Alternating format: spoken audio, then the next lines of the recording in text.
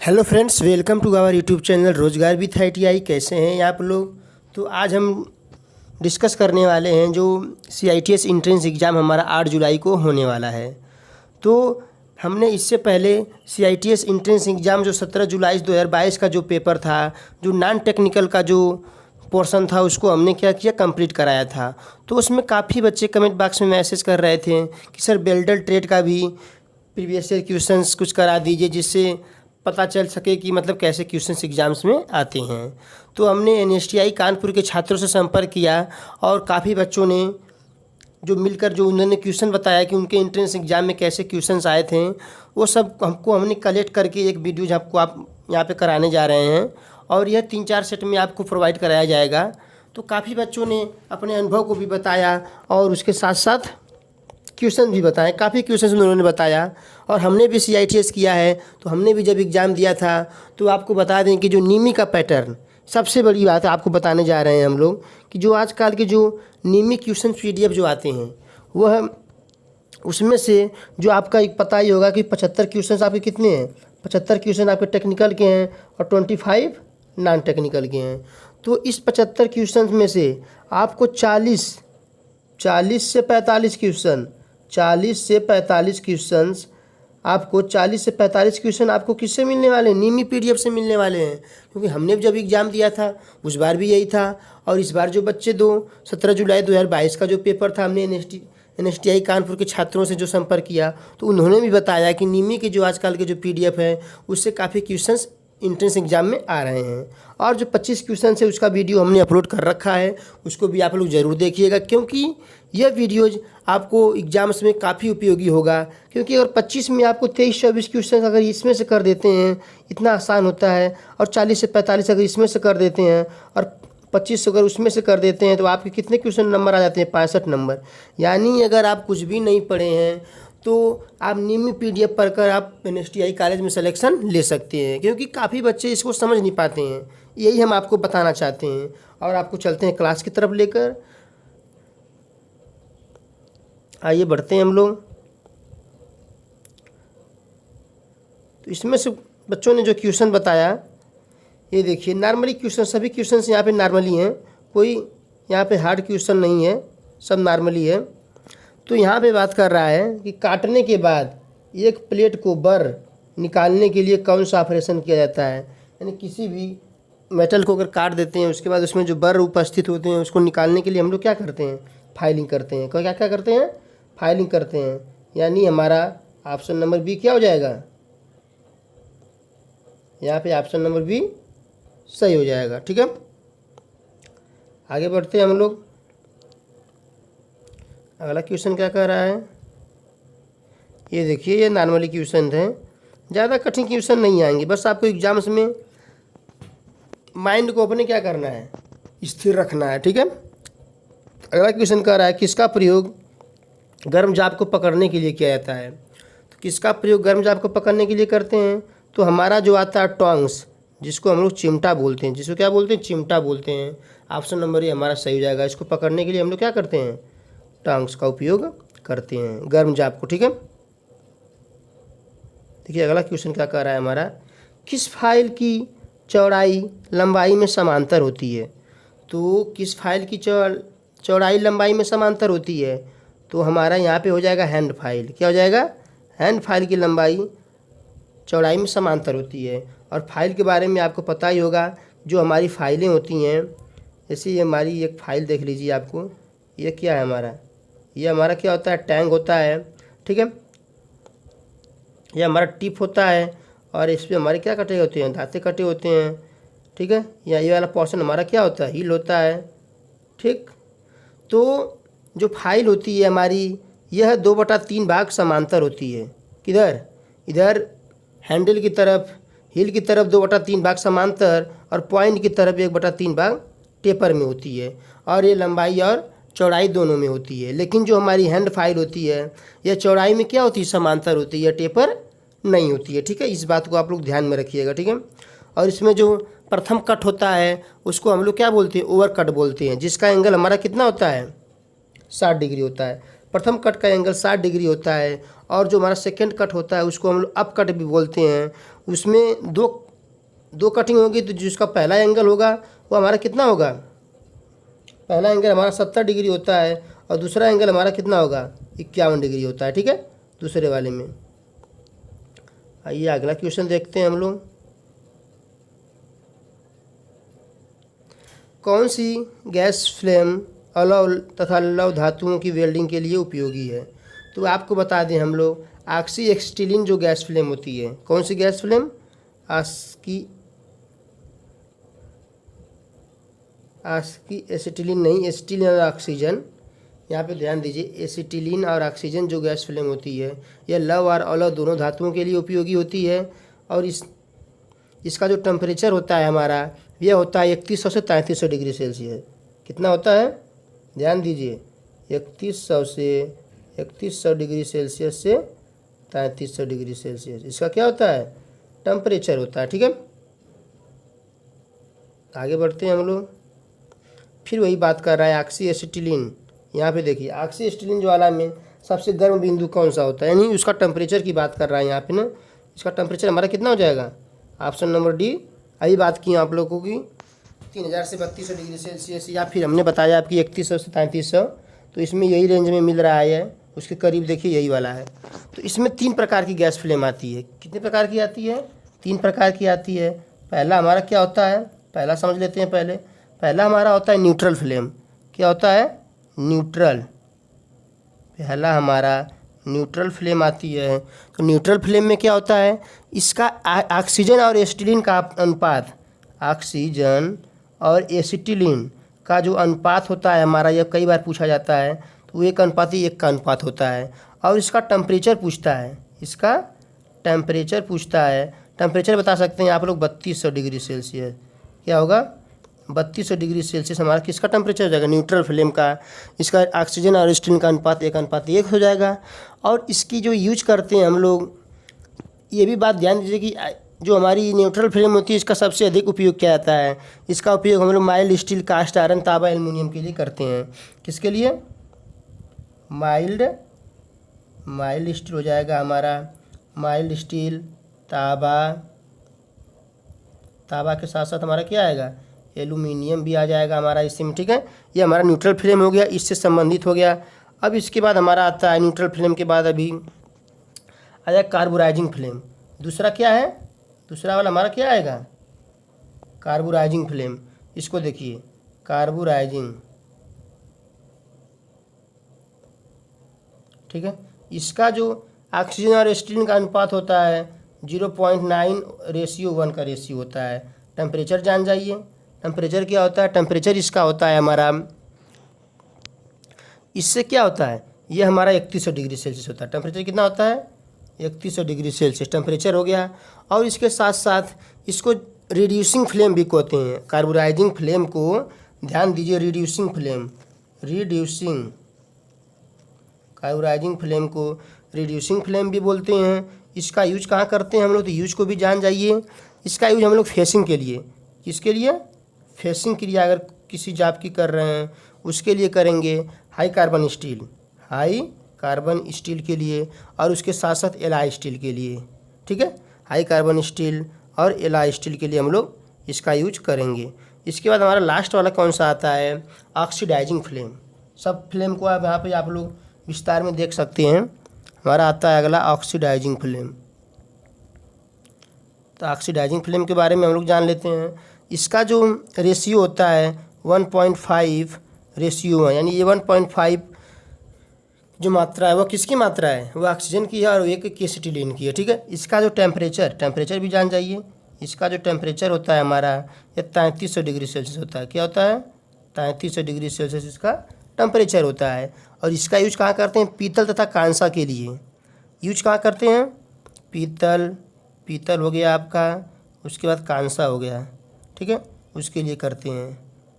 ठीक है, और इसके साथ साथ इसका जो हम लोग ये और क्वेश्चन पूछ देगा कि कौन सी जो फ्लेम जलने पर शोर करती है, तो ऑक्सीडाइजिंग फ्लेम जो होती है हमारी जलने पर शोर करती है। ठीक है, और निम्मी का PDF अगर आप लोगों को नहीं मिल रहा है तो इस वीडियो के डिस्क्रिप्शन में टेलीग्राम ग्रुप ज्वाइन करिए, वहाँ पे आप लोगों को PDF प्रोवाइड करा दिया जाएगा। ठीक है, दोनों सेमेस्टर का PDF आप लोगों को मिल जाएगा। तो और जो नॉन टेक्निकल के पोर्शन है उसके भी PDF आप लोगों को उसी में प्रोवाइड करा दिया जाएगा। तो टेलीग्राम ग्रुप ज़रूर ज्वाइन करिए, क्योंकि जो भी अपडेट होगी आपको सबसे पहले दी जाएगी। क्योंकि हमने CITS किया है, तो आप लोगों को जो भी जानकारी बताएंगे सटीक बताएंगे और सही बताएंगे। ठीक है, आगे देखते हैं हम लोग। निर्माणक गैस सिलेंडर में किस सामग्री का उपयोग किया जाता है? निर्माणक गैस सिलेंडर में जो हमारी सामग्री उपयोग होती है वह सॉलिड ड्रॉन स्टील होती है। कौन सी स्टील होती है? सॉलिड ड्रॉन स्टील होती है। ठीक है, और इसमें हमारे दो प्रकार के सिलेंडर होंगे, एक हमारा होगा ऑक्सीजन सिलेंडर, एक होगा एसिटिलीन सिलेंडर। ठीक है, तो ऑक्सीजन सिलेंडर में जो हमारा होता है, क्वेश्चन पूछता है आप लोगों को भंडारण क्षमता ऑक्सीजन की अगर आपको भंडारण क्षमता पूछे, किसकी? ऑक्सीजन की भंडारण क्षमता तो हमारी होती है 7 मीटर क्यूब होती है। ठीक है, और इसका प्रेशर पूछता है। भंडारण क्षमता के साथ साथ इसका अगर प्रेशर पूछे, क्या पूछे? प्रेशर पूछे, तो प्रेशर इसका होता है 120 से 150 किलोग्राम प्रति सेंटीमीटर स्क्वायर। ठीक है, प्रति सेंटीमीटर स्क्वायर इसका क्या हो जाएगा? प्रेशर हो जाएगा। और इसको 70 डिग्री के टेम्परेचर पे क्या होती है? भरी जाती है। 70 डिग्री सेल्सियस के टेम्परेचर पे यह क्या की जाती है? भरी जाती है ऑक्सीजन सिलेंडर। ठीक है, स्टील की भी बात कर लेते हैं यहीं पे। और ऑक्सीजन सिलेंडर का कलर कैसा होता है? कलर कोड काला होता है, और इस पर जो थ्रेड कटी होती है, राइट हैंड थ्रेड कटी होती है ऑक्सीजन पे। इसको बात को भी ध्यान दीजिए। आते हैं हम एसिटिलीन पे। अब आते हैं किस पे? एसिटिलीन गैस सिलेंडर पे। तो इसका जो कलर कोड कैसा होता है? मैरून होता है। कैसा होता है? मैरून होता है। और इसकी भंडारण क्षमता जो होती है हमारी 6 मीटर क्यूब, क्या होगी? 6 मीटर क्यूब होती है इसकी भंडारण क्षमता। इसका प्रेशर कितना होगा? तो इसका प्रेशर जो होता है हमारा 15 से 16 किलोग्राम प्रति सेंटीमीटर स्क्वायर होता है। ठीक है, और यह कैसे तैयार की जाती है? एसिटिलीन गैस होती है कैल्शियम कार्बाइड से तैयार की जाती है। और इस पर हमारी लेफ्ट हैंड थ्रेड कटी होती है। जो ऑक्सीजन था उस पर हमारी राइट हैंड थ्रेड कटी थी, लेकिन जो हमारा एसिटिलीन सिलेंडर होता है उस पर लेफ्ट हैंड थ्रेड कटी होती है। ठीक है, और इसको कितने डिग्री सेल्सियस पे भरी जाती है? यह 20 डिग्री सेल्सियस पे भरी जाती है। ऑक्सीजन वाली कितने भरी जा रही थी? 70 पे। यह हमारी 20 पे भरी जाती है। और एसिटिलीन को पूछता है क्वेश्चन, एसिटिलीन को अस्थायी बनाने के लिए एसीटोन मिलाते हैं। तो क्या मिलाते हैं? एसिटिलीन को अस्थायी बनाने के लिए एसिटिलीन मिलाते हैं। और यह अपने आयतन का 25 गुना एसिटिलीन गैस को अंदर घोल लेता है। जो एसीटोन होता है अपने आयतन का 25 गुना एसिटिलीन गैस को अपने अंदर घोल लेता है। और इसके नीचे 2 गलन प्लग लगे होते हैं। अगर हमारा यह सिलेंडर है तो इसके नीचे 2 गलन प्लग लगे होंगे जो 104 डिग्री सेल्सियस पर क्या होते हैं? गल जाते हैं। ठीक है, तो आप लोगों को यहाँ वेल्डिंग से बहुत कुछ इस वीडियो में जानकारी मिलने वाली है, क्योंकि हम वही क्वेश्चन नहीं करा रहे हैं जो एग्ज़ाम से पूछे गए हैं, उसके साथ साथ आपको एक्स्ट्रा कराने की भी कोशिश कर रहे हैं। ठीक है, अगला क्वेश्चन कर निम्नलिखित में से किस धातु का उपयोग गैस वेल्डिंग में नोजल बनाने के लिए करते हैं? तो गैस वेल्डिंग में जो नोजल बनाने के लिए हम लोग किसका उपयोग करते हैं? तांबे का। किसका? हम लोग तांबे का उपयोग करते हैं। ठीक है, क्योंकि यह ऊष्मा का अच्छा सुचालक भी होता है। ठीक है, अगला क्वेश्चन क्या कर रहा है? एक डबल जे बट ज्वाइंट के लिए कोण क्या होना चाहिए? डबल बेड ज्वाइंट के लिए जो हमारा कोण होता है यह हमारा होता है 20 डिग्री सेल्सियस। क्या होता है? 20 डिग्री सेल्सियस। आगे आते हैं हम लोग। अगला क्वेश्चन क्या कर रहा है? रेगुलेटर गैस वेल्डिंग प्लांट में कितने प्रेशर गेज होते हैं? तो रेगुलेटर गैस वेल्डिंग प्लांट में हमारे 4 प्रेशर गेज होते हैं। कितने होते हैं? 4 प्रेशर गेज। ठीक है, ऑप्शन नंबर CMD हमारा क्या हो जाएगा? सही हो जाएगा। अगला क्वेश्चन देखते हैं हम लोग। अगला क्वेश्चन क्या कर रहा है? एसिटिलीन रेगुलेटर कनेक्शन के रिसाव की जांच करने के लिए किस सामग्री का उपयोग किया जाता है? तो जब इसमें हम लोग गैस भर लेते हैं तो इसकी रिसाव की जांच करने के लिए इसके ऊपर हम लोग साबुन का जो पानी आता है उसके ऊपर गिराया जाता है, जिससे हमें पता चलता है कि इसमें गैस निकल रही है कि लीकेज नहीं हो रही है कहीं, इसका पता करते हैं। और एसिटिलीन गैस अभी बताएं मैरून कलर का है, लेफ्ट हैंड थ्रेड कटी होती है। इसकी भंडारण क्षमता जो प्रेशर होता है 15 किलोग्राम से 16 किलोग्राम। भंडारण क्षमता क्या होती है? 3.5 से 8.5 मीटर क्यूब या 6 मीटर क्यूब होती है। ठीक है, यह 20 डिग्री सेल्सियस भरी जाती है। इसके जो 2 प्लग लगे होते हैं 104 डिग्री सेल्सियस पर क्या होते हैं? गल जाते हैं। इतना कुछ आपको इस वीडियो में मिलने वाला है कि आप सोच भी नहीं सकते। अगला कह रहा है गैर उपभोज्य इलेक्ट्रोड के लिए किस प्रकार की वेल्डिंग का एक स्मॉल हेड वेल्ड किया जाता है? तो इसके लिए हम लोग क्या करते हैं? जो जिसमें क्या होता है हमारा इलेक्ट्रोड क्या उपभोज्य नॉन कंज्यूमेबल, जिसमें इलेक्ट्रोड की खपत नहीं होती है, सिर्फ आर्क बनाने के लिए हम लोग उसका यूज करते हैं, तो हमारा कौन सा हो जाएगा? Gas tungsten arc welding. Tungsten arc welding होती है, इसमें टंगस्टन का जो इलेक्ट्रोड होता है यह क्या होता है? गलता नहीं है, ठीक है, नॉन कंज्यूमेबल होता है। अगला क्वेश्चन कह रहा है गैस कटिंग टार्च में दोषपूर्ण कटिंग के नोजल को कैसे साफ से सुधारा जाता है? तो दोषपूर्ण नोजल को हम लोग क्या करते हैं कि नोजल क्लीनर आता है, क्या आता है? नोजल क्लीनर या एमरी पेपर के द्वारा इसको हम लोग क्या करते हैं? सही करते हैं। अगला क्वेश्चन देख लेते हैं, अगला क्वेश्चन क्या कह रहा है?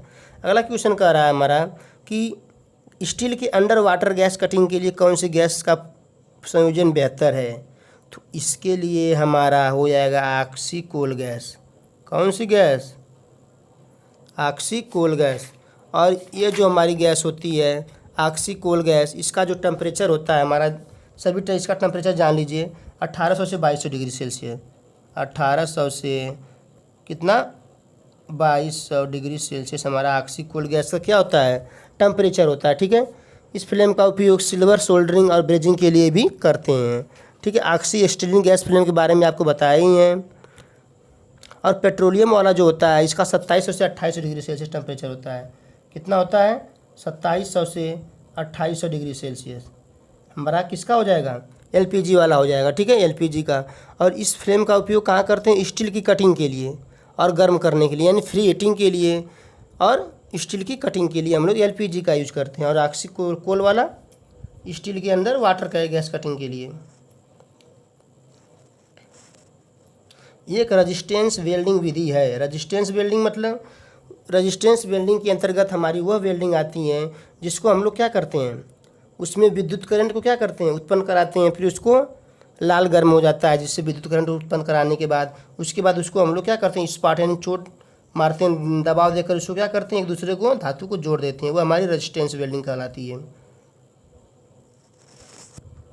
अगला क्वेश्चन देखिए, यदि एक वेल्डर उस किरणों के संपर्क में आता है तो अल्ट्रावायलेट और इंफ्रारेड किरणों का क्या प्रभाव होता है?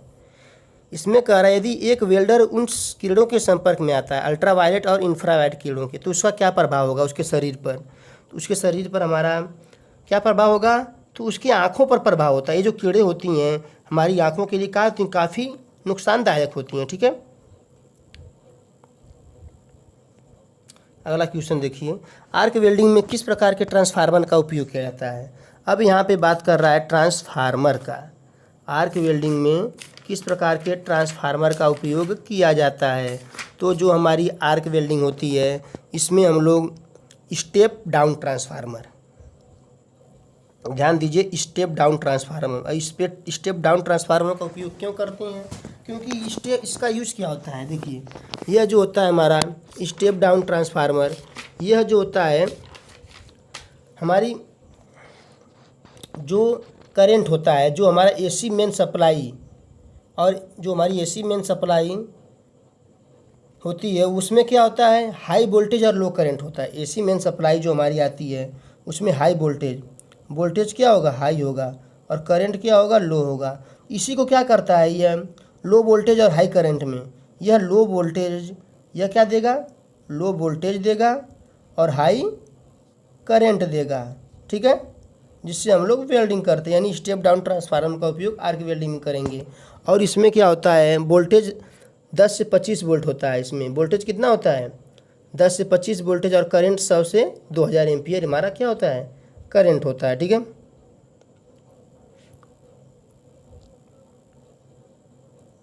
अगला क्वेश्चन देखिए, बोला डबल वेवल बट ज्वाइंट के लिए कोण क्या होना चाहिए? तो हमारा डबल वेवल बट ज्वाइंट के लिए हमारा कोण कितना होना चाहिए?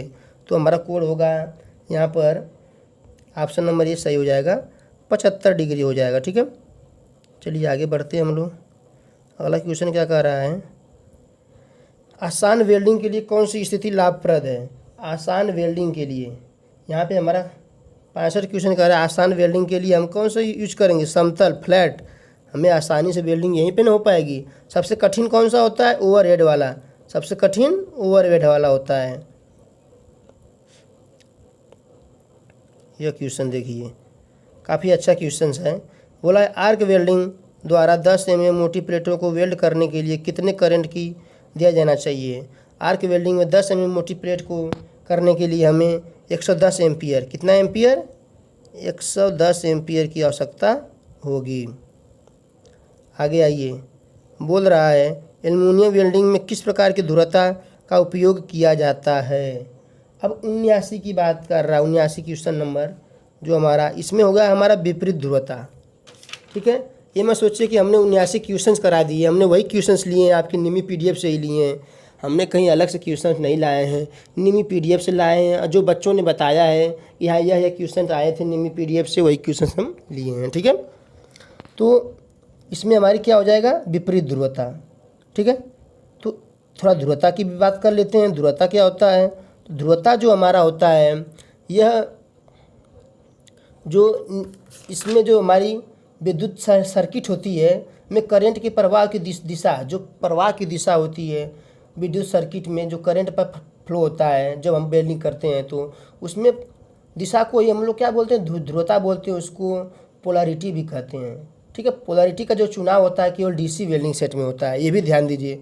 जो ध्रुवता होती है किस में होती है, केवल डीसी वेल्डिंग में होती है। किसमें, डीसी वेल्डिंग में, ध्रुवता डीसी वेल्डिंग में होती है। यह इलेक्ट्रोड तथा जाब में पॉजिटिव या निगेटिव होने का संकेत देती हैं। जो हमारी ध्रुवता होती हैं यह इलेक्ट्रोड तथा जाब में पॉजिटिव और निगेटिव होने का संकेत देती हैं। ठीक है, और एसी वेल्डिंग में कोई ध्रुवता नहीं होती है, इसको भी ध्यान दीजिए। तो एक होती है हमारी स्ट्रेट ध्रुवता, सीधी ध्रुवता होती है, और एक होती है विपरीत ध्रुवता। तो सीधी ध्रुवता क्या होती है, इस प्रकार की पोलैरिटी में इलेक्ट्रोड निगेटिव थर्मल से और जाब पॉजिटिव से।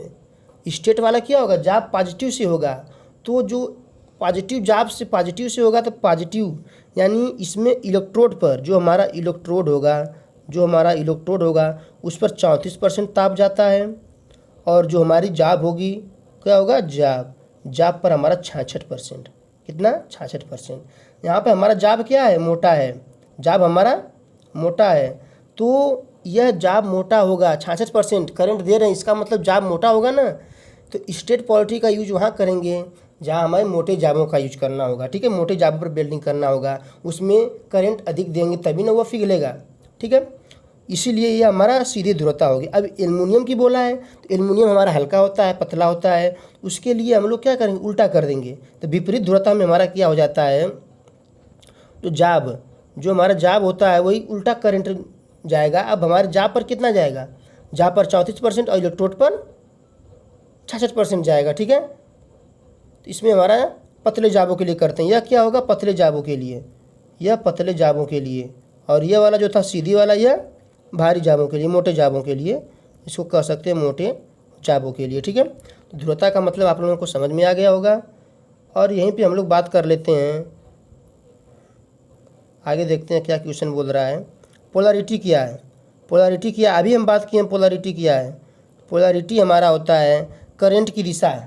पोलैरिटी किसकी दिशा होती है, हमारी करंट की दिशा, करंट को बताता है कि यह हमारा किस दिशा में बह रहा है, विपरीत बह रहा है या स्ट्रेट चल रहा है। ठीक है, टीआईजी वेल्डिंग में किस गैस का उपयोग किया जाता है, तो टीआईजी वेल्डिंग जो हमारी टंगस्टन इनर्ट गैस वेल्डिंग, इसमें हम लोग हीलियम गैस का यूज करते हैं। ये हमारी अक्रिय गैस के रूप में प्रयोग की जाती है, हीलियम और आर्गन भी हो सकता है।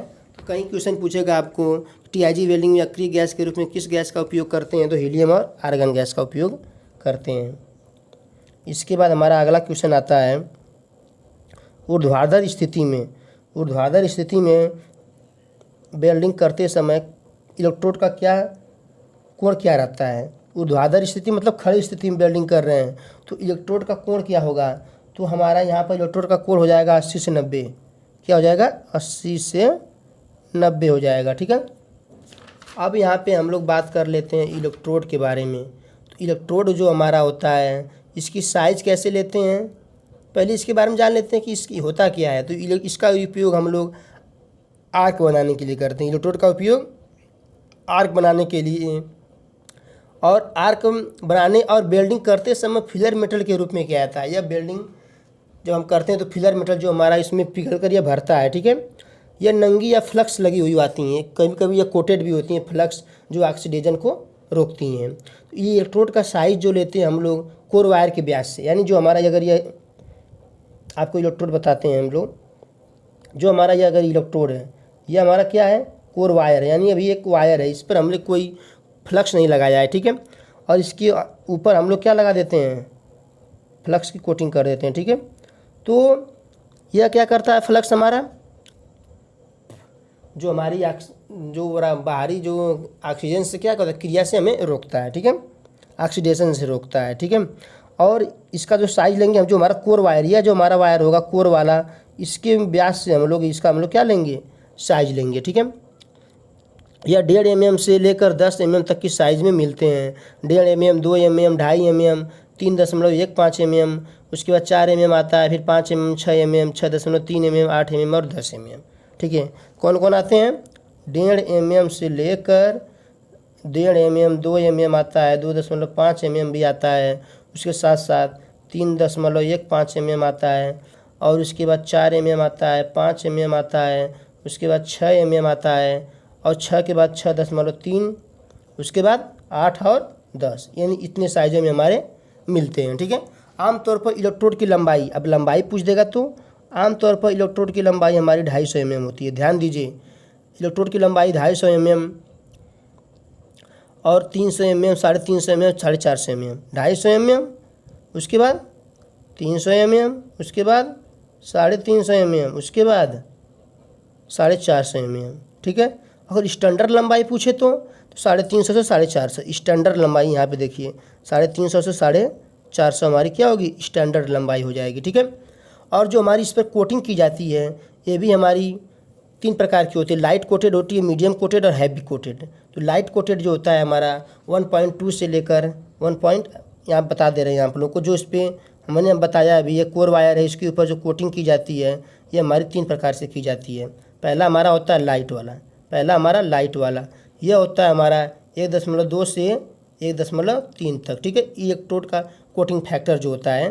दूसरा हमारा जो होता है मीडियम वाला, यह कितना होता है, 1.4 से 1.5 तक। तीसरा वाला क्या होता है हमारा, हैवी कोटेड। तो हैवी कोटेड जो हमारा होता है 1.6 से 3.2 तक होता है। पहला 1.2 से 1.3, दूसरा 1.4 से 1.5 और तीसरा 1.6 से 2.2। तो कोटिंग फैक्टर क्या होता है, इसके बारे में जान लेते हैं। अब कोटिंग फैक्टर तो बता दिए, अब कोटिंग फैक्टर होता क्या है। तो जो हमारा कोटिंग फैक्टर होता है इसके बारे में जान लीजिए। तो कोटिंग फैक्टर जो होगा हमारा इलेक्ट्रोड का कोटिंग व्यास, ये फार्मूला जान लीजिए। जो हमारा इलेक्ट्रोड है, उसका कोटिंग व्यास, इलेक्ट्रोड का कोटिंग व्यास हो जाएगा। अब बटे हमारा क्या हो जाएगा, इलेक्ट्रोड का कोर वायर का व्यास। अब इलेक्ट्रोड जो हमारा है इसके कोर वायर का व्यास, इसका मतलब समझ लीजिए। ये हमारा क्या है, कोर वायर है, इसका व्यास नीचे होगा, और इलेक्ट्रोड के कोटिंग का व्यास है, इसके ऊपर जो कोटिंग किए हैं ऊपर, इसका दोनों का डाया अलग अलग होगा ना। इन्हीं दोनों के जो बड़ा डाया नीचे छोटे डाया से हम लोग भाग दे देंगे तो हमारा कोटिंग फैक्टर निकल कर आ जाएगा, ठीक है। आगे चलते हैं हम लोग। आपको हमने जो यहाँ पे वेल्डिंग का जो सेट करा रहे हैं, इसमें आप लोगों को हमें लग रहा है मैक्सिमम पूरी वेल्डिंग आपको यहाँ पे लगभग में 4 सेट में कराएंगे तो पूरी वेल्डिंग ही यहाँ पे ख़त्म कर दी जाएगी आपकी। किस प्रकार की आर्क की लंबाई गहरी पेनिट्रेशन वेल्ड पैदा करती है। अब देखिए, गहरी पेनिट्रेशन वेल्ड पैदा करती है, काफ़ी अच्छा क्वेश्चन आया है यहाँ पे। तो हमारी जो आर्क होती है यह लॉन्ग आर्क होती है, एक होती है लॉन्ग आर्क और एक होती है लघु आर्क, एक होती है मध्यम आर्क। अब तीनों के बारे में जान लीजिए। हमारा उद्देश्य यह नहीं है कि आपको जो क्वेश्चन आया उसको बस बता दिए कि इसका ऑप्शन यह हो गया, सही हो गया तो आगे बढ़ गए। आप लोगों को पूरा जितने क्वेश्चन इसमें बन सकते हैं हम पूरी तरह कराने की कोशिश करेंगे। पहले हम लोग बात करते हैं लॉन्ग आर्क।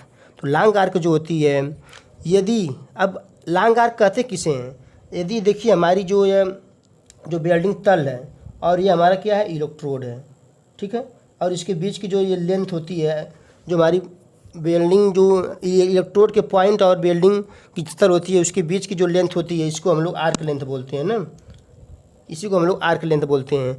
तो जब हमारा लॉन्ग आर्क में क्या होगा, यदि वेल्डिंग राड के टिप से पिघली हुई धातु की तल की दूरी वेल्डिंग राड के व्यास से अधिक हो। अब यह जो दूरी हम बता रहे हैं, अगर इसके व्यास से अधिक हो जाएगी तो हमारी क्या होगी, लॉन्ग आर्क होगी। और यह हमें मैक्सिमम कितना होती है, 6 mm। Long arc maximum 6 mm होती है। इससे अधिक दूरी रख देंगे तो हमारी वे आर्क जो होगी बुझ जाएगी, यानी बंद हो जाएगी, ठीक है। और इसमें क्या होता है, आर्क की लंबाई बढ़ने से वोल्टेज बढ़ जाती है और करंट कम होता है। इसमें वोल्टेज बढ़ गया और करंट क्या हो गया, करंट हमारा कम हो गया। वोल्टेज बढ़ गया, करंट कम हो गया। तो इसमें क्या होता है, फ्यूजन तथा पेनिट्रेशन कम हो जाता है। इसमें फ्यूजन तथा पेनिट्रेशन यानी जब वोल्टेज बढ़ गया तो करंट कम हो गया, जब करंट कम हो गया तो हमारी धातु कम पिघलेगी, ठीक है। तो इसमें आपको क्या समझ में आया कि जो इलेक्ट्रोड का डाया है वह जो उसकी जो आर्क लेंथ है उससे क्या हो जाएगा, ज़्यादा हो जाएगा, ठीक है। तो हमारी लंबी आर्क हो जाएगी, ठीक है। इसमें वोल्टेज बढ़ जाएगा तो करंट कम हो जाएगा, तो हमारा पेनिट्रेशन भी कम होगा, ठीक है। इसी के विपरीत हम बात कर लेते हैं लघु आर्क। तो लघु आर्क क्या होता है, वही सेम है। इसमें जो हमारा वेल्डिंग तल है, जो हमारा इलेक्ट्रोड का टिप है, इनके जो बीच की दूरी है, यह जो हमारा इसका डाया इसके बीच की दूरी से कम हो जाएगा, ठीक है। बीच की दूरी से कम हो जाएगी। यह साधारणतः कितना रखते हैं, 2 mm रखते हैं। अगर इससे कम रख लेंगे, 1.5 mm से कम अंतर अगर रख देंगे तो वेल्डिंग रॉड जाब के साथ चिपक जाएगी। अगर 1.5 mm से हम कम रखते हैं तो वेल्डिंग रॉड जो होती है हमारी जाब से चिपक जाएगी और आर्क हमारी बुझ जाएगी। इसमें अब हमारा क्या होता है, उसमें क्या था, वोल्टेज बढ़ जाता है और करंट कम हो जाता है। जो लॉन्ग आर्क थी वोल्टेज बढ़ जाएगा, करंट कम हो जाएगा। इसमें क्या होगा, वोल्टेज कम हो जाता है और करंट बढ़ जाता है, यानी इसमें पेनिट्रेशन ज़्यादा होगा, धातु ज़्यादा पिघलेगी। तो जो हमारा इसका ऑप्शन क्या हो जाएगा, यही नहीं सही होगा कि धातु किस प्रकार की आर्क की लंबाई में गहरी पेनिट्रेशन, लघु आर्क की लंबाई में गहरी पेनिट्रेशन होगा। मध्यम आर्क को भी जान लेते हैं। इसमें जो हमारा इलेक्ट्रोड का डाया है और आर्क लेंथ दोनों बराबर होंगी। यह साधारणतः कितना होता है, 3 mm होता है, ठीक है। यही साधारणतः हम लोग अधिक से अधिक यही उपयोग करते हैं। अब आते हैं हम लोग अगला क्वेश्चन। हमारा लग रहा है आज का लास्ट क्वेश्चन भी होगा ये। यह किस प्रकार का आर्क गुनगुनाती ध्वनि पैदा करता है। अब गुनगुनाती ध्वनि कौन पैदा करेगा, तो जो लंबी आर्क होगी वही ना गुनगुनाती ध्वनि पैदा करेगी। इस बात को भी ध्यान दीजिए, ठीक है। और जो लंबी आर्क होती है इसमें हमारा क्या होता है, स्पैटल्स बहुत हो गए, जो हमारी मेटल होंगे वो छिटकेंगे, ठीक है, बिखरेंगे, ठीक है। और इसमें पोरोसिटी भी बढ़ जाती है। वेल्डिंग बीड होती है वह भी सही नहीं बढ़ती है और इलेक्ट्रोड अधिक खर्च होता है, ताप उचित स्थान पर केंद्रित नहीं होता। बहुत सारे इसके रीजन हो सकते हैं, ठीक है। तो हमारा ध्वनि प्रभाव क्यों गुनगुनाते हैं, तो यहाँ पे हमारा लघु आर्क नहीं होगा, लंबी आर्क है। तो लंबी आर्क की लंबाई में हमारा ध्वनि प्रभाव गुनगुनाते हैं। तो इस प्रकार हमारा जो 17 जुलाई 2022 का जो हमारा पेपर था वेल्डर ट्रेड का, उसको हमने क्या किया, कंप्लीट कराया। अभी हमने 25 क्वेश्चंस लिए थे। कितने क्वेश्चन थे, 25 क्वेश्चन थे। इस तरह आप लोगों को 3-4 सेट में हम इसको पूरा कंप्लीट करा देंगे, क्योंकि काफ़ी बच्चों ने अपने अलग अलग विचार दिए हैं और काफ़ी क्वेश्चन बताए हैं। तो सबको हम कलेक्ट करके और अपने से भी कुछ क्वेश्चन ऐड करके हम आपको 3-4 सेट में पूरी वेल्डिंग का पूरा सिलेबस ख़त्म कर देंगे। आप लोगों को पूरा न्यू PDF रिवाइज करा देंगे, ठीक है। तो दोस्तों इस प्रकार हम अपने वीडियो को समाप्त करते हैं। अगर आपको कहीं भी कोई प्रॉब्लम आ रही है तो कमेंट बॉक्स में आप लोग ज़रूर मैसेज करिए, उसका रिप्लाई आपको ज़रूर दिया जाएगा। तो मिलते हैं अपने अगले वीडियो में, तब तक के लिए जय हिंद।